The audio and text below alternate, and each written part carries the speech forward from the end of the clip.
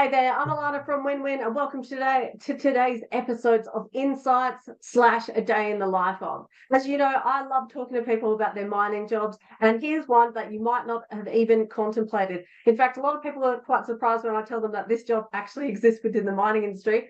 Today, I have got with me Jeff Galt, who is a security guard. Jeff, thanks for coming and having a chat with me. No problem. Thanks for having me. Awesome. So, Jeff, you worked as a security guard on the mines. Tell us what a day in the life of looked like from the day that you woke up, from the time you woke up to the time you went to bed at night. So we did multiple shifts, 12-hour shifts. So 6 o'clock to 6 o'clock, and then 6 p.m. to 6 o'clock in the morning. So days and nights. When I first started, I did 2-in-1 roster, and so 2 weeks on, 1 week off. Yep. And what was the biggest challenge about that job? 12 hours is quite long from the job before I previously did. I worked at the theme park security, and so that was a 6-hour shift, 8-hour shift. So we go into 12 hours, and doing 12-hour night shifts was very hard. But I'm a pretty flexible person, so it was good. Yep, I remember I was a night shift bus driver, and you were one of the security guards. And my time up, I was sitting there bored out of my brains watching the Kardashians. So yeah, you guys had to keep going around, patrolling and all that sort of stuff. So on an average night shift, what does that look like? You're just obviously doing like mobile patrols, foot patrols, door lockouts. Yeah. So obviously when I started, it was a construction site, and it was a lot different than when it turned into production. But various jobs, from mobile patrols to room lockouts to walking through the bar area to lost property to answering the phone. Also worked in an emergency response room, so we took all phone calls for fire alarms, etc., etc. Yeah, and Jeff, being on night shift, I can imagine there would have been some interesting scenarios that you would have come across. What's the weirdest or funniest thing that you've ever seen on a night shift? Some things I probably can't say, but we got called to a room, to accommodation, and there was a guy outside, and obviously he was sleepwalking, and unfortunately he had a bit of an accident. Thought he was going to the toilet, obviously, but we had some interesting people. People would call up and say, "I can't sleep. You've got something going on in the room next door." Scenarios like that, and Oh, yeah, right. Okay. I can imagine some interesting things. I remember hearing a story about a guy trying to break into the like vending machine and stuff like that. So Yeah, yeah, some people would try and get the chocolate bars and shake those vending machines. And yeah, we had a lot of in the early days. We had a lot of fire alarms because people would shower with the door open, just simple little things like that. And I mean, if you didn't know, the whole block has to get evacuated, and it could be 2, 3 o'clock in the morning, and some people are not very happy when they got a fire alarm going off and they got to get up and go for work, and some would just get up very yeah. early. Or just try to stay in their rooms and put their pillow over their head. Yeah, well, we would get that too because you have a muster, so you'd have to go and find that person. So yeah, but yeah, some people wouldn't even wake up. It's quite crazy sometimes. Oh, and half their luck, not. I remember that happened to me on one site. I was like, oh my God, it was so annoying. So, Well, and yeah, sometimes you thought you were having a dream. Like dreaming fire alarm is like after yeah, doing night shift, you're in a deep coma sleep, and yeah, definitely. And how did you stay awake, Jeff? Obviously, you're patrolling, it's nighttime, besides the Netflix, and yeah. yeah. I'm lucky. I like my coffee, so yeah, lots of coffee and going for walks. And usually didn't work by sometimes you work by yourself, but most times you're with someone else. So you always had someone to talk and to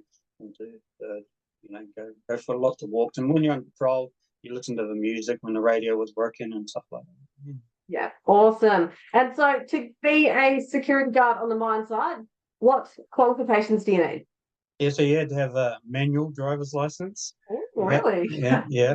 Even though some vehicles are automatic, you have to have a security officer license, whether you're in what state you're in. So I had a Queensland one. I transferred over and got a WA one, and also crowd control. But some mine sites don't have crowd control license because they don't do any crowd control, and they just have straight security officer. I had both. Yeah. Awesome. And who would you say this job is perfect for? Obviously, if you're into security, you got to be pretty adaptable. Someone that can talk to other people. There's a lot of different ethnic groups, a lot of different people, all types of people, from young guys to ladies to older people that work in the mine site. So, and some of them are pretty hard case, and will give you a bit of cheek back. So you've got to be very adaptable, I reckon. Yeah, and there's no age limit on this, is there? Because I know No. the Ice Force of guys, I swear they must have been like what, late 70s or something that were on Yeah, your crew. yeah. We had a couple of guys that were in their late 60s and still going good, and even I don't know if you remember Burjo. Burjo is the next police officer. He's still working in the mines up in Karratha, and he's sitting on 68, I think, maybe. Yeah. Jesus, there you Yeah. go. You get Yeah. the idea about a security officer, and yeah, you can be 68 and be a security officer on the mine. So happy Yeah. days. Yeah. All right, I awesome. was quite surprised when I went to the mines how the big difference in age group. There was a lot of young ones at the start because of the construction site, but they didn't seem to last very long because they miss out on things back home. But yeah, there's quite a older, I felt, older clientele in the mines. Yeah, definitely. So all in all, security guard, good job for somebody. What do you think? Yes, good job to start. Good job to get your foot in the door if you already got the security qualifications and you've done it before and you're interested in that. And some people say, we've had guys that were there for 10 years. I did 8 years in Barrow Island, one place, but some guys have been there 10 years and some guys are still doing it. So yeah. Yeah, so it's a great entry level job to get your foot in the door. So it's not just dump truck traineeships, everybody. There are more jobs to the Yeah, mining industry. yeah. Awesome. And let's talk about the money, Jeff. Yeah, how'd you find that? Yeah, well, going from working in the theme park security to the mine site, I was on phenomenal money. Obviously, we were getting room share back in the day, and there was a big people don't know what room share is. You actually twin your room out. You didn't stay in there at the same time, but yeah, we got phenomenal money at the start. It's dropped a little bit nowadays, but it's still good money for the roster. What you get, a lot of good rosters, 2 and 2 roster. It's good money. Yeah, awesome. And tell me, we've got a lot of people watching who might be contemplating this job for their first FIFO job. What are your best tips for somebody to get their foot into the door in the mining industry? Obviously, you've got to have the qualifications. That good, but like I've seen you say often about people going and doing courses and all that. I've done courses and people were like spending thousands of dollars on courses, and you don't really need it. As you've said before, some of the vehicles and that are automatic, and you get shown manual. Same as us, we had to do driving courses, and we got to do it in a automatic car, and we drove manuals. Yeah, qualifications are good attitude, good yeah, good attitude, and be able to adapt. Things change all the time. So when I first started, it was construction site, and then it became production, and obviously a lot of things change from clientele to everything to food to people and accommodation. We end up in permanent rooms, which is a good thing. You can leave your stuff in the room, stuff. Yeah, stuff like that. So you got to be very adaptable and go with flow, and also health and safety is a big thing on mine sites. If you have Yeah. an attitude that you don't care or you don't, oh, that's stupid, yeah, you're not Might gonna, not be. no.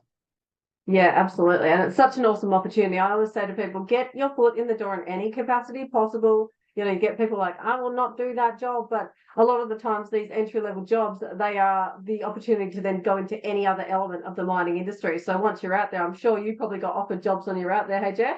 Yeah, yeah. So I had lots of opportunities to go.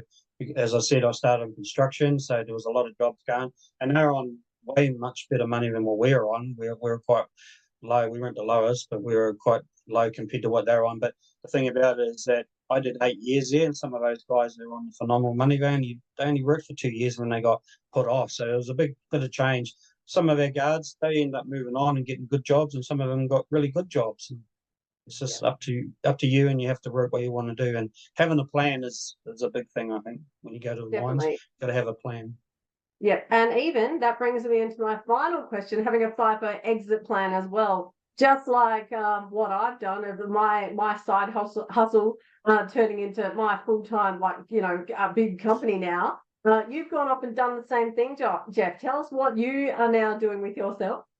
Yeah, so I've got an e-commerce business called KiwiFellaMerch.com, and basically I do print on demand t-shirts, posters, coffee mugs, etc. And yeah, through Etsy and through my online business and so on Marketplace and Facebook and I really enjoy it. I really enjoy it. I also have another business. I'm actually got a property maintenance business, so that's my main job, and my t-shirt business is my side hustle. But hopefully, I want to do it full time, and I like to travel. Travel is my thing. So to be able to travel anywhere and be overseas and still make an income is big for me. Yeah, agreed. And I guess these days, anyone who does have a little side hustle that can be done on the computer, you can do it from anywhere. Like that's one of the best things about the mining industry as well. Being able to set yourself up, earn that big money, and then work out where you want to go in life and what your passion is, and pursuing it. So yeah, good on you, Jeff. So tell me, what's your best-selling t-shirt? The best-selling t-shirt is probably basketball t-shirt, Michael Jordan. Oh yeah, still Michael Jordan. Michael Jordan's the number one. God, I don't know whether you remember, but on Barrow, I literally walked around in two Michael Jordan shirts all the time because it was just so bloody hard. So, Yes. yeah, Yes. awesome. And where can people find you? So just www.kiwifalamerch.com. Beautiful, awesome. We'll Yeah. have that running down the bottom here or in a link in this video as well. And Jeff, so thank you so much, Jeff. As part of our Christmas special, what we do every single year, Jeff's actually going to chuck in a voucher so you can go in and check out his merch and also get a t-shirt or two. Thank you so much, Jeff. No worries. Thanks for having me. Anytime. And any final thoughts for anything to do with the mining industry or anything like that? Just yeah, you got to be pretty adaptable to work in the mines. There's a lot of different characters and a lot of people. It isn't for everyone, but yeah, give it a shot and see how you go. And yeah, I think it's a good job. Yeah, all the jobs are good jobs, not just dump truck traineeships. That's right. Security's a good job. Easy job. Yeah, you get to watch all the Netflix you can handle, and then I remember Never. at the gatehouse sometimes I'd rock up with the bus, and then I was like, oh yeah, where are these guys? Anyway, that's all good. Another story together. Jeff, thank you so much for your time. Awesome to see you. And yeah, thank you for contributing to our Christmas giveaway. Thanks, Alana. Awesome work. You're doing a good job. Thanks, mate. You too. Thank you.